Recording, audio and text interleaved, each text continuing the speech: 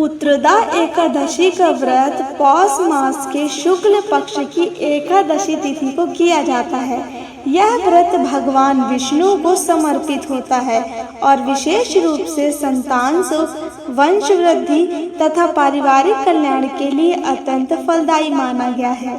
शास्त्रों के अनुसार इस व्रत को श्रद्धा और नियम पूर्वक करने से संतान से जुड़ी बाधाएं दूर होती हैं और घर में सुख समृद्धि आती है। प्राचीन काल की बात है, भद्रावती नामक एक नगर में राजा सुकुमार राज्य करते थे। राजा बहुत धर्मात्मा, न्यायप्रिय और प्रजा का पालन करने वाले थे। राज्य में किसी को कोई कष्ट नहीं था, परंतु राजा स्वयं एक बड़े दुख से ग्रस्त थे।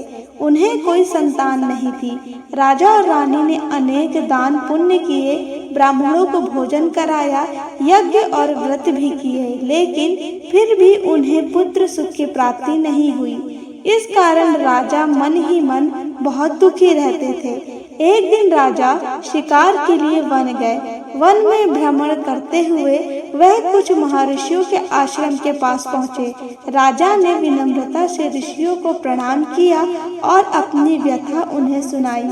उन्होंने कहा, हे महर्षियों, मेरे जीवन में सब कुछ होते हुए भी संतान के अभाव में मैं स्वयं को अधूरा अनुभव करता हूँ।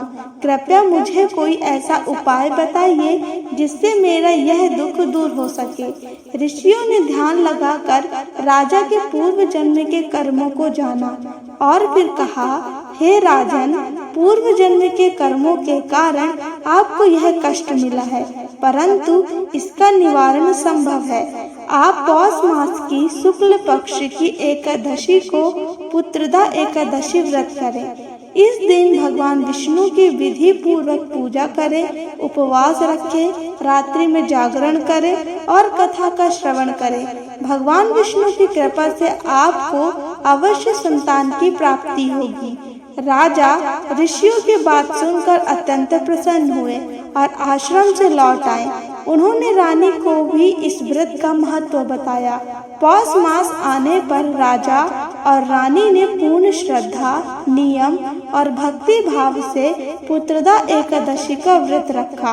दोनों ने दिन भर उपवास किया, भगवान विष्णु और माता लक्ष्मी की पूजा की, तुलसी दल अर्पित किए और रात्रि में भजन कीर्तन करते हुए जागरण किया।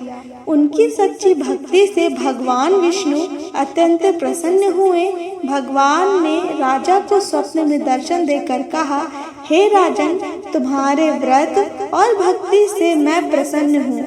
तुम्हें शीघ्र ही एक गुणवान और यशस्वी पुत्र की प्राप्ति होगी। कुछ समय बाद रानी गर्भवती हुई और उचित समय पर एक तेजस्वी पुत्र का जन्म हुआ। राजा और रानी का आनंद अपार था। तभी से यह मान्यता प्रचलित हुई कि जो श्रद्धालु पुत्रदा एकादशी का व्रत करता है उसे संतान सुख की प्राप्ति होती है और परिवार में सुख शांति बनी रहती है। यह व्रत हमें भक्ति, धैर्य और विश्वास का महत्व सिखाता है। यदि आप सभी भक्तों को यह कथा अच्छी लगी हो तो मेरे चैनल को लाइक, शेयर एंड सब्सक्राइब जरूर कीजिएगा। आप सभी भक्तों को मेरा ओम नमः शिवाय। बोले श्री शंकर भगवान की जय। बोले श्री हरि विष्णु भगवान की जय। ओम नमो भगवते वासुदेवाय नमः।